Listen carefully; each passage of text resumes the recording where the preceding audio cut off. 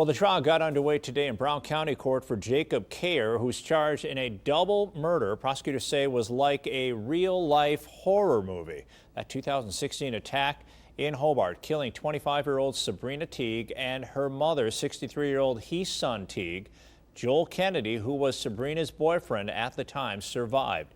Brown County District Attorney David Lissay using part of his opening statement today to describe to the jury what he said was a gruesome scene, a gruesome crime scene. He says Cayer, who was Sabrina's ex-boyfriend, broke into her Hobart home, killed Heson, her mother, and attacked the other two when they got there. We know our perpetrator. He himself admitted to it. We have an eyewitness. There's DNA. He's found on scene covered in blood. It doesn't get any simpler than that in terms of who committed these offenses. And sometimes we have to think very carefully about what the bigger picture is when we're making the decisions that are so important in this case. And I would urge you to remember that there's always a bigger picture at play that we believe will, by the end of these proceedings, the end of this week, will be evident to you folks. This trial has been delayed multiple times because Cayer had been ruled incompetent to face the charges against him. Look for updates on this story later today on Action 2 News, online at WBAY.com and through our news app. 4 years after what state prosecutors are calling a real-life horror movie, a Hobart double murder trial gets underway with opening statements. In June of 2016, Sabrina and Heson Teague were stabbed to death in their home in Hobart. A third victim, Sabrina's boyfriend, Joel Kennedy, survived the attack. Jacob Cayer, Sabrina's ex-boyfriend, is being charged with the murder and attempted murder after police found him in the woods covered in blood. His trial has been delayed for months because of questions about his competency, but today it's underway with opening statements from both the prosecution and defense. The most important thing from our perspective, folks, is that you keep an open mind throughout these proceedings. We hope that all of you can follow your oath very seriously by remembering that Mr. Cayer is presumed innocent at all stages of the proceeding, keeping an open mind about what you're hearing, and realizing that in many cases, you've heard the expression, there's two sides to every story. I would go so far as to say there's oftentimes a bigger picture. This is a real-life horror movie, ladies and gentlemen. It is not a mystery. We know exactly who caused these deaths. We know exactly what happened. Unlike many cases, this is not a situation where it's a whodunit. There is an eyewitness to the events that transpired, Joel Kennedy. Joel Kennedy, the sole survivor of the attack, the first witness to take the stand. His description of what happened tonight on Action 2 News at 5. Powerful opening statements today as the trial for a Hobart double murder case begins. On June 7th, 2016, Jacob Cayer turned 1368 Riverdale Drive in the village of Hobart into a real-life horror movie. 4 years after that murder, the man accused of committing the crime is on trial in Brown County. As we reported, 3-year-old Jacob Cayer is charged with 2 counts of first-degree intentional homicide and 1 count of attempted first-degree intentional homicide. He's accused of killing his ex-girlfriend, 25-year-old Sabrina Teague, and her mother, 63-year-old Heson Sonny Teague, and attacking Sabrina's boyfriend, Joel Kennedy. Kennedy gave his testimony today, I should say. Brittany Schmidt takes us into the courtroom. My girlfriend was fighting him off in the garage. I don't know if she's okay or not. After listening to his own 911 call made June 7th, Joel Kennedy is the first witness to take the stand, describing what happened after he, along with girlfriend Sabrina Teague, got home on June 7th. She said, "Oh my God, Mom," and then opened her phone to call 911. Kennedy says that's when Cayer came out of the laundry room, stabbed Sabrina, and then came after him. Went to stab me, and then I put my arm up, and the blade went through my arm and into my chest. And then I fell back and started kicking at him and punching. Kennedy says Cayer then went after Sabrina, so he ran to the garage for a shovel. To fight. But his face was not covered. No. You were able to see it clearly? Yes. What did it look like?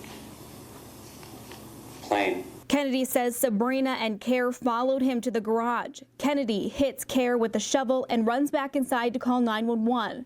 The defense questions his actions. If you had a shovel and you had knocked him down to the ground, why would you just run into the house and not keep hitting the person? I don't know. Kennedy says he had a pocket knife in his pocket, but did not use it in the attack. Why didn't you pull the knife out to fend off the perpetrator? I didn't think about it. Kennedy says he gave 4 statements to police and admits there may be some inconsistencies, as the first statement was taken June 7th under severe stress at the hospital. Scared, in pain, still terrified. Is there any doubt in your mind that Mr. Cayer is the person who stabbed you and Sabrina? No. In Brown County, Brittany Schmidt, Action 2 News.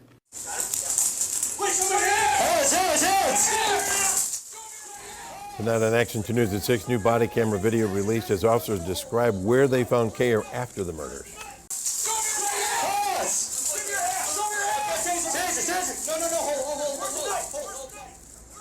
You are watching and listening to the moment that police found Jacob Cayer in the woods behind a home where police had just found 2 women killed in Hobart. This was more than 4 years ago, and this newly released police body cam footage played out in court this afternoon as double murder suspect Jacob Cayer's trial gets underway. Our Brittany Schmidt has been following the trial all day. She brings us police testimony from the 911 call to Cayer's arrest. Okay, is anyone else seriously injured? Yes, my girlfriend and her mom are injured. What happened to them? They got stabbed, I believe. After being dispatched for a weapons call involving a knife to he, son, and Sabrina Teague's home in Hobart in 2016, Brown County Deputy Bradley Dernbach was one of the first on scene with his canine. Anybody in here? Newly released body cam footage shows officers entering the home. We encountered the mom. She was located down the hallway of the first door to your right, which was a bathroom where the sink and the shower was running, and she was located inside the bathtub. Dernbach then turned his attention to finding the suspect with the help of his canine. He started to go into some deeper brush and do like a pulling motion. And then a short time later, we heard yelling and screaming. Where's the knife? Inside! Ow! Get So my worry was that the individual still had a knife on him, so I wanted to know where that knife was, especially when I couldn't see one hand initially. So that's why I asked where the knife was. And you recall his response? He said that he left it inside. Dernbach says Cayer was then taken to the hospital, where other law enforcement officials described Cayer as making no sense, but noting his clothes were soaked in blood. Some of the utterances he stated was, "I just killed my son." He made reference to whose car did I steal. He asked if he did anything stupid. He told me to just shoot him. Day 1 of Jacob Cayer's trial wrapped up around 4:30. It will pick back up on Tuesday at 8:30. In Brown County, Brittany Schmidt, Action 2 News. Today was the first day of a trial against Jacob Cayer, the man accused of killing 2 women in Hobart back in 2016. Cayer is charged with 2 counts of first-degree intentional homicide and 1 count of attempted first-degree intentional homicide. He's accused of killing Sabrina Teague and her mother, Heesun Teague, who goes by the name of Sunny. Today, Joel Kennedy, who survived the attack, was the first witness to take the stand. He says he and Sabrina had gone to Sunny's home to check in on her. When they found her on the floor of the bathroom, Kennedy says Cayer emerged from the laundry room and attacked them. Brown County detective also testified, recounting the moments after Cayer was arrested. One of the utterances he stated was, "I just killed my son." He made reference to whose car did I steal. He asked if he did anything stupid. He told me to just shoot him. Defense attorneys questioned Kennedy about what they are calling inconsistencies in his timeline and statements. The trial is expected to continue through this Friday. You know, if people don't know there's a problem, they can't help me fix the problem. Her mother and sister were murdered. Their killer convicted of homicide but sent to a psychiatric hospital instead of prison, giving him the chance to one day live in the community once again. The victim's only remaining family member saying that is wrong and the law must change. And this stems from a 2016 Brown County murder of Heesun Sunny Teague and her daughter, Sabrina. As we first told you last month, the jury found Sabrina's ex-boyfriend, Jacob Cayer, guilty of stabbing both women. But in the second part of that trial, the same jury found him not guilty by mental disease or defect. A judge immediately committed him to the Mendota Mental Health Institute in Madison, and it's how long he stays at that hospital that has the victim's family demanding change. In a First Alert investigation, Sarah Thompson found out how it's possible for Cayer to essentially walk free. Jacob Cayer can begin asking the court in February and every 6 months after that to be released from Mendota. He would have to prove he's not dangerous and could only be released under supervision. But to think he'd ever walk these streets again both enrages and terrifies the Teague's only living family member.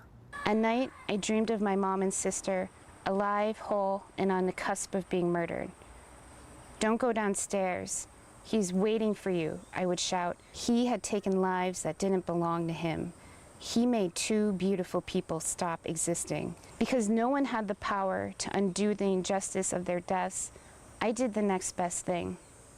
I put my hopes in the justice system. We, the jury, find the defendant, Jacob P. Cayer, guilty of first-degree intentional homicide. I had been living for 4 years to hear those words. I'm glad that I got to celebrate that moment, because the next verdict was a moment of grief. Did Jacob P. Cayer have a mental disease or defect?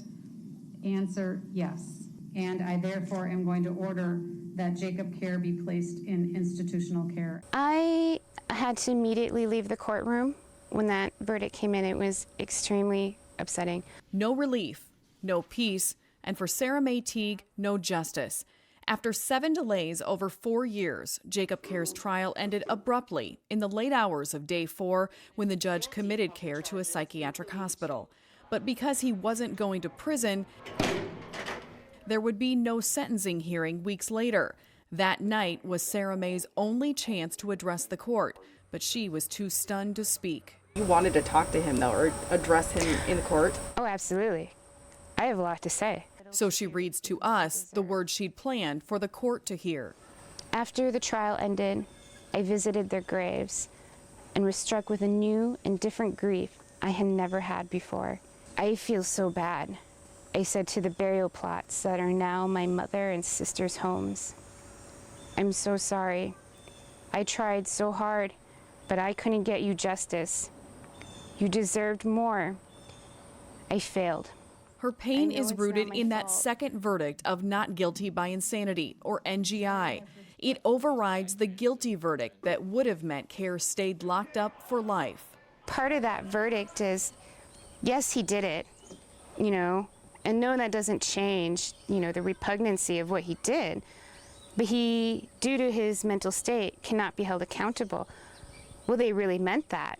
Because if his mental state changes, he will not be held accountable. Under Wisconsin law, a person committed to a psychiatric facility can begin petitioning the court for release 6 months after initial confinement. So even though he's found guilty by a jury of homicide, 2 counts of homicide, he could still have that ability to live in the community at some point and not be in prison? That's correct. District Attorney Dave Lissay says the NGI verdict only considered Cayer's mental state at the time of the murders. At trial, a psychiatrist testified he was, quote, quite psychotic. But now, or during any attempt for release in the future, only Cayer's current mental state matters. It doesn't have anything to do with the underlying act at that point. It has to do with the defendant's dangerousness now. We requested the records from the state to see how common this is. We found 57 people are currently committed under NGI to a Wisconsin-operated psych facility after committing murder. That's 1/3 of the 165 people currently committed under NGI for all felonies. In the last 5 years, 223 were released back into the community. The law requires that be done under supervision by the Department of Health Services and only if the person is no longer a danger to themselves or others. That's the law trying to balance mental illness and how it affects people's behavior. The nonprofit Mental Health America issued a new opinion statement on NGI cases in June, saying it's unfair, inappropriate, and ineffective to hold someone criminally liable if they don't understand their actions were wrong. I don't really have any question that Mr. Cayer suffers from a mental illness. I think he clearly does. Obviously, it was our position, though, that he still appreciated the wrongfulness of his conduct. Before trial, Cayer was declared incompetent. He received treatment and then was found competent. Both the DA and Sarah May think Cayer will eventually be released. I've had some discussions with people who will say, well, he might be able to, but no sane person, no one would ever let him do that. And I have here, this instance where it did happen. She's talking about a case in North Carolina where a man who killed 4 people in a shootout in 1988 was found not guilty by insanity, then released from a hospital under supervision in 2010. It's happened in Wisconsin, too. Ronald Rickman was found not guilty by mental disease in the deaths of 2 loggers in 1962. He was eventually released and in 1991 found guilty in Brown County of murdering his wife, and that time sent to prison. Those kind of cases worry Sarah May. Cayer has already contacted her. He actually wrote a letter to me when he was in jail. I have no idea how he got my address, and it was really frightening. And he told them, no, you are not safe in this home. And when he wrote me that letter, it was the same thing he was telling me, you are not safe and I can find you. She says the law needs to work harder to protect victims and maintain accountability. I don't know how in any way it is fair or it is just for him to someday be able to be alive again and live freely. I can't reconcile that. Sarah May has created an online campaign, Justice for Sabs and Sonny. We have a link to her entire statement to the court at WBAY.com.